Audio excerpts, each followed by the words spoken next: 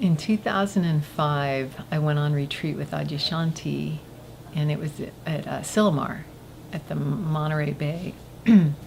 And I used a question as a mantra throughout the week-long retreat. And the question was that age-old question in spirituality, who am I?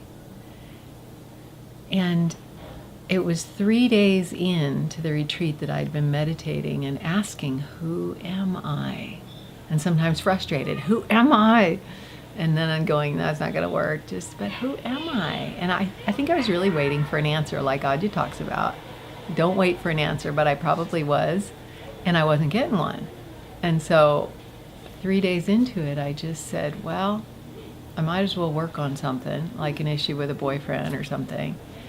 And right at that split second before I went off somewhere else, it occurred to me that this incredible peace, meditating 3 days in, there's this amazing peacefulness and expansiveness and I don't know, it just this oneness thing, but it's indescribable.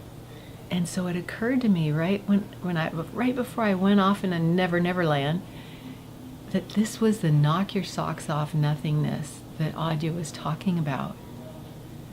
I was just like, oh, my eyes were closed and I just had tears streaming and I was just going, oh my God.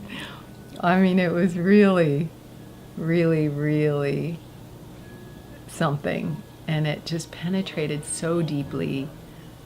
I was just crying the whole rest of the retreat in the bathroom lines, but I had this huge smile on my face. And before I was deep and down like this, and I was up and I was smiling and I wanted to stay in and go deeper, but I was so happy and so light.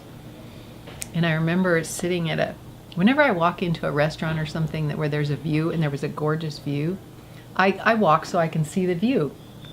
I walked into the dining room and there was a seat open with the back to the view. I could care less. I was so happy and so 100% satiated that I sat at this table and looked at a space of the table in the middle. I remember a wood table because it was so covered, this one little space.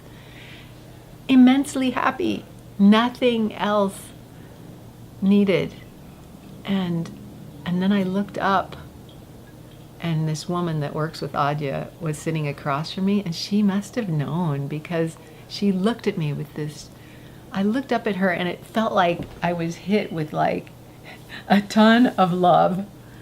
And then that just made me cry more. And I realized it was because of the state I was in. She was loving. She's looked at me before with that loving smile, but it didn't hit me like. So the connection with people and the love and seeing God in everyone was amazing.